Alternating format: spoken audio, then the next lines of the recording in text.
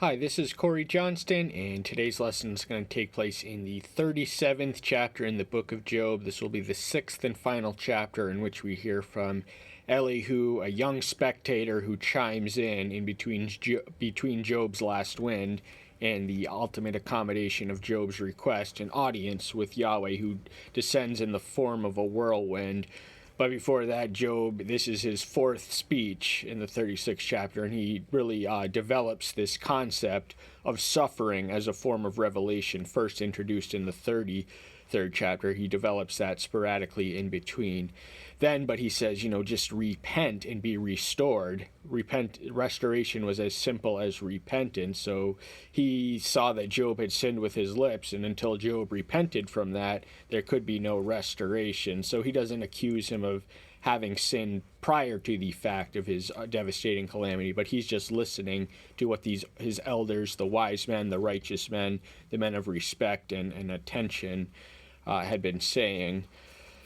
And but he also says, do not let wealth, do not think to bribe your way out of this in the range we most recently covered, or look to your own strength, and do not long for the night. That does not mean do not hasten your life. Do not commit suicide. Job did long for death. Not only that, but he cursed the day that he was born as early as the 3rd chapter. So he wasn't quite suicidal. Job was not a man of faith, and he was not prepared to enter into the presence of the Almighty uninvited, but he does pray for him to kill him at this point. He does not go so far as to acting on the initiative himself. But, he just closes off this section in the 21st verse. Beware, do not turn to wickedness, for you have chosen this rather than affliction. That is a tempting choice when we are surrounded by affliction, because in our pain we begin to question, where is a loving God in all this? So we turn to wickedness because that's when its loud rings most, its call rings most prominently in our desperation. So the temptation for a just man like Job, who had been upright and rewarded in proportion to his righteousness, to forsake the faith and just turn to wickedness. Elihu was a concerned friend. He saw Job on a dangerous slip, as he saw it, to sinning in his suffering, even though he had not suffered because he sinned. He just launches into praise, just a hymnal doxology of the might and magnificence of the Almighty, beginning in the 22nd verse, but the one verse we want to cover from that section is verse 26. See, El is great beyond our understanding, and we do not know the number of his years. His greatness is beyond our reckoning. We can not only merely scratch the surface, but not penetrate beyond the superficial of what we can know of him. So much of him is wrapped in mystery, and he is an enigma and a riddle, and there is an element of incomprehensibility which are befitting his majesty. We cannot his ways are higher than our ways, and they're beyond our immediate reckoning to understand. Case in point, Job. He had no idea why his suffering was sent his way, and ultimately Yahweh does not provide him with an explanation. He just vindicates his righteousness and restores him twofold. So he is a God of promises, not of explanations. He promises Job the twofold restoration of his wealth. He gets it in the same number of children he had before he departed. But he emanates from eternality, and so much of that in itself is shrouded in mystery. We have no insight or understanding or into that which is eternal. We can barely comprehend the concept, but not embrace the reality. It takes an eternal being to know the full depths, dimensions, and scopes of eternality.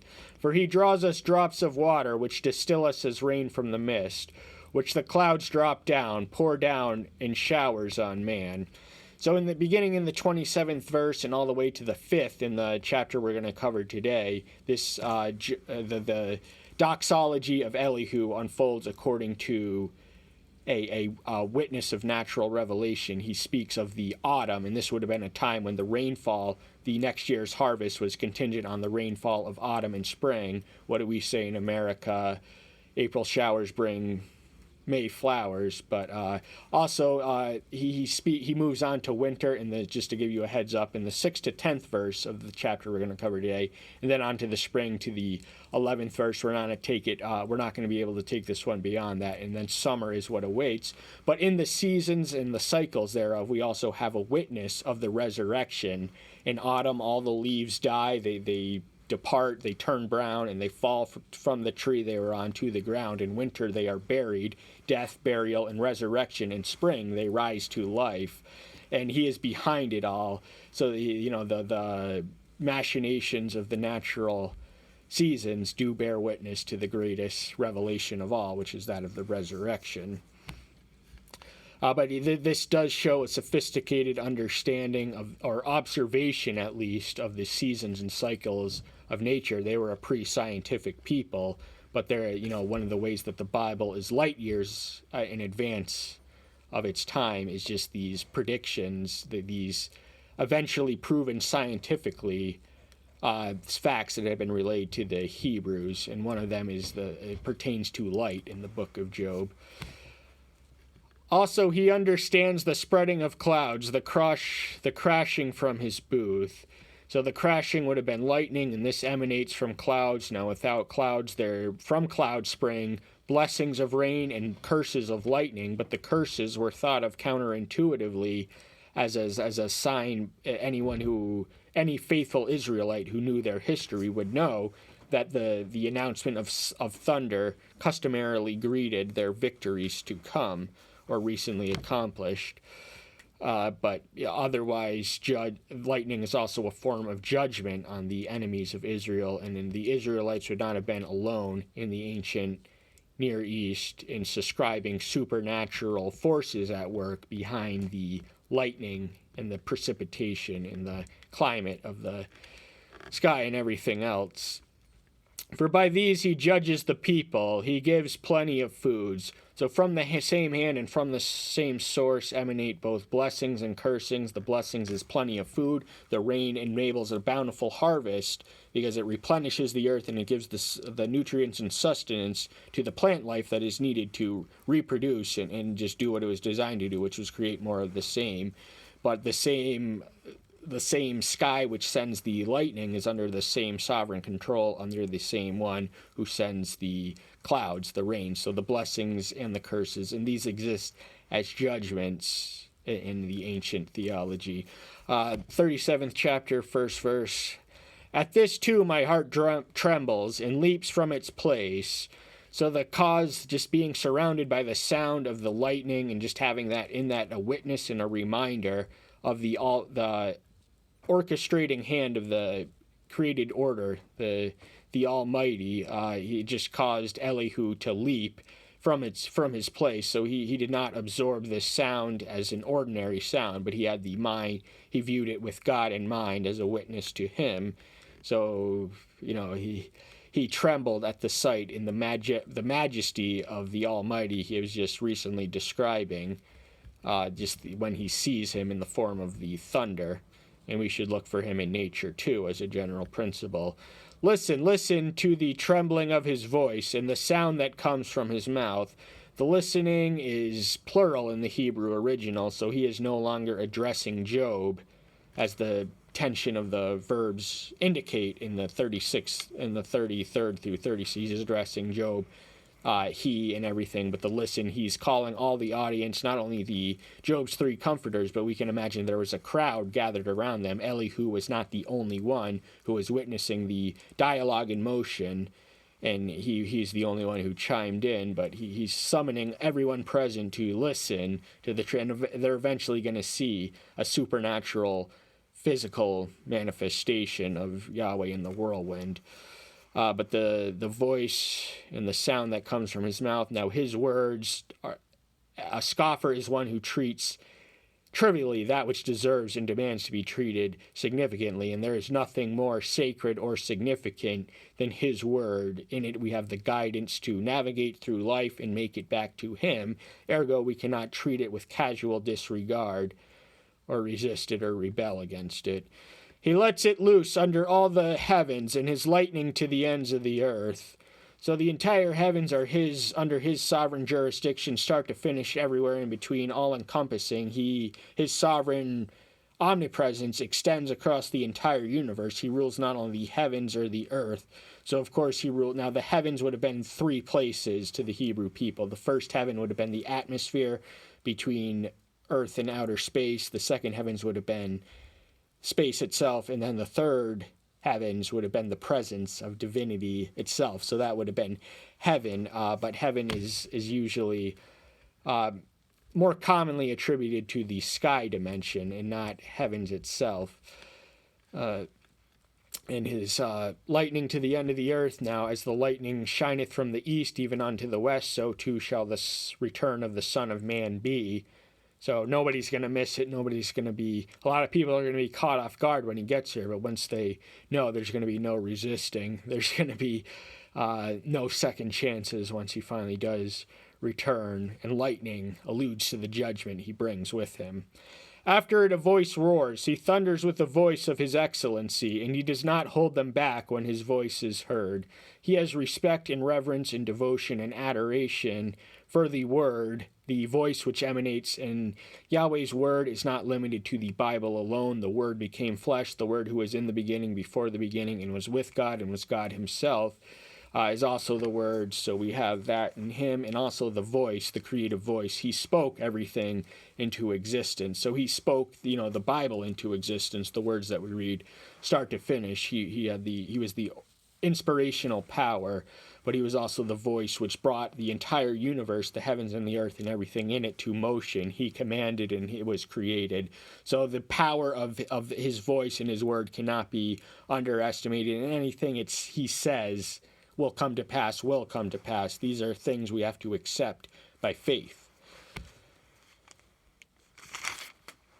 El thunders wondrously with his voice, doing great deeds which we do not understand. No man can claim any exhaustive knowledge of the infinitude, all the vast infinitude of what God does and does not do. So much we can't even observe. Think about the entire universe and the tiny infinitesimal fraction we are aware of, we can even be aware of. So there's a lot of outer space that goes on that we don't know about. There are probably miracles occurring in several spots across the universe at any given time. But, when he thunders wondrously with his voice, that just means he is speaking elegantly to Elihu, who has the mindset of looking, discerning God in all things, to his ears with his voice. And his voice is likened to thundering, but what wonderfully is not something you would typically associate with a frightening experience. So the thunder and the voice of God, the word, creates a division, those who are frightened by it and those who embrace it and see the beauty and the sublimity in it all, and run with it and embrace it and build their entire lives upon it. That's why we're here.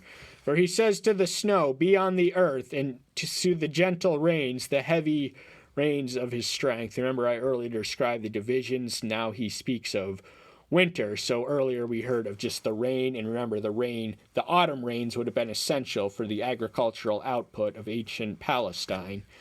And now he moves on to winter, where the snow falls, and that is likened to the burial. It buries the leaves, which are buried under the ground, and then they rise again, not literally resurrected, but some other life form springs to them where they once were. Remember, a metaphor of the seasons, the cycles thereof, as a witness of the resurrection. But, the snow is on the earth for the purpose, and the gentle rain and the heavy rain of his strength.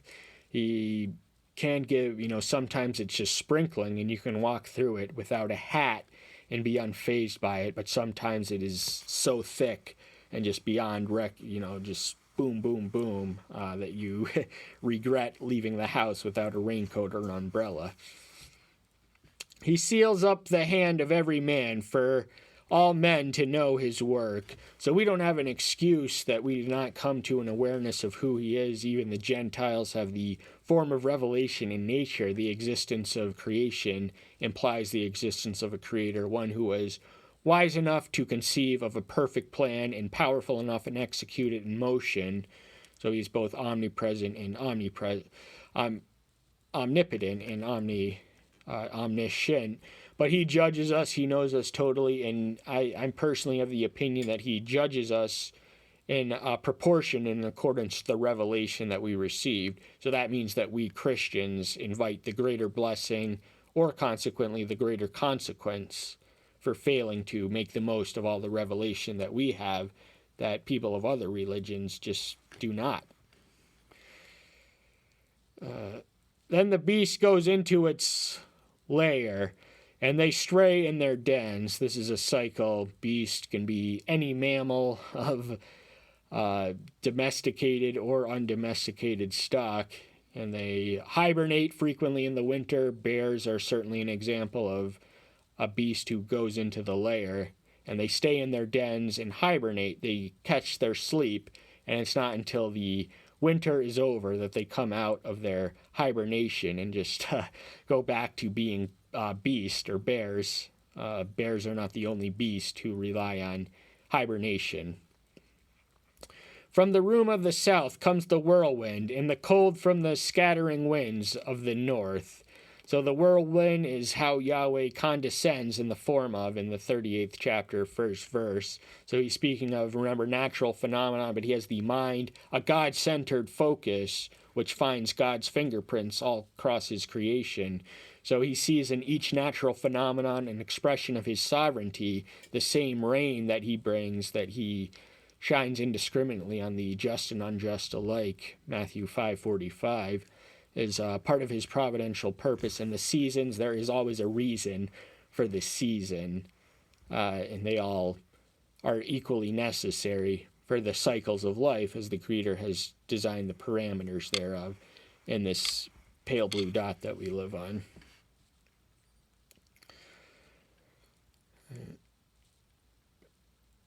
From the room of the south comes the whirlwind, and cold from the scattering winds of the north. There were seasonal patterns and cycles, and one of which was an east wind that blew the sand of the desert to Judah's east, all across it, because of an east wind. But he speaks of here of south wind, south whirlwind, and cold from the north. So these are things which would have been perhaps more relatable to people in the geography of its immediate audience. But the breath of El's ice is given, and the expanse of water becomes solid. So by his breath is the life-giving forth. We read that he breathed the spirit of life into Adam, Genesis 2:7. So there are life-giving connotations and quickening. That means rising to, giving life to, connotations to breath, which the Hebrew word is strangely similar to the word for spirit, ruach. But by the laws of physics bear witness to an omniscient architect who designed these perfect scientific laws that are so consistent. So science, Albert Einstein said it best, a little bit of science will draw a man away from God, but a lot of science will bring him closer. He also loads the thick clouds with moisture. He scatters his bright clouds. So we're moving on to the season of spring, and this will last until the 11th verse. So spring is the time, at least in America, we tend to think of autumn as, where it's not necessarily dependent for our crops that there is a rainfall in autumn, but there is, May flowers. April showers lead to May flowers. So spring is essential, as are all the others, for the cycle and replenishment of life on the earth. And the way that he replenishes the earth through the season of spring is through the clouds, which transmit the rain, which give growth and life to the plants of the earth. And the bright clouds are scattered strategically for places that are conducive to maximum output and maximum growth. And they swirl about, being turned by his guidance to do whatever he commands them on the face of the earthly world. So all the elements in nature, in contradistinction to humanity, does not resist and cannot rebel. They do not have license or wills to resist or rebel. They are a model of obedience that we should aspire to. So the wind goes to the place that it goes because it is sent there, and they do not resist. Everything in nature is in harmony with God's intended order, except for man. But in nature, that's because we have our own wills and we are gifted with the privilege of moral agency. That means we are not sovereign beings, but we are autonomous beings with our own minds, our own hearts, our own desires, and our own wills. And how we use that will is a testament and reflection, which will affect us at the judgment when we have to answer for the life that we have lived. But we can look to nature as a model of just unquestioning obedience. Nature does not have a mind to question the purpose for which it is in motion. That's something only we have, and this is a gift, but it is also a curse. This brains that we have, because we can only scratch the surface of the God we desire above all else to understand, but it is an act of presumptuous folly to even claim or strive after a total awareness or thorough understanding of the mind and machinations of God. You just can't do it. So Elihu stands in awe and wonder in the incomprehensible mystery, the one who's beyond his understanding, but he lends what words he has, even though words can never suffice or adequately convey his greatness. He causes it to come, whether as a rod or for his land or for kindness. So the same rain, the rain can be a devastating calamity. There are monsoons that just wipe out entire villages of people across the world. So the same rain that gives life in excess and abundance can bring death, and the only one who's going to benefit from the rains are the the seafaring animals. So there's entire layers of life underneath the earth, underneath the seawater. But it's either a form of judgment, or perhaps there is no reason, and he just lets the nature operate according to the laws of physics that he set in motion a while ago. So it is necessary for these things, because our earth is not the only thing in his creation. So that just puts us down in perspective. And we have to accept with faith that every storm is an act of providence. Every devastating calamity, every disease, every famine is an act of his sovereignty, and we still have to maintain the faith in his goodness. But this can be done. It's just a lot more challenging when you're adversely affected by the curses, such as was Job. 14th and final verse. Listen to this, O Job. Stand still and consider the wonders of El. Takes it back to Job, so this beginning in the 33rd chapter all the way until the early 37th, when the listen was plural, in the Hebrew original. He's talking about, actually this is, we're getting a little far ahead of ourselves. This is where we're going to cover on the next lesson. That's all the time we have for right now. Thank you so much. I'm so glad you're here. Stay tuned until next time. We'll see you then. Bye-bye.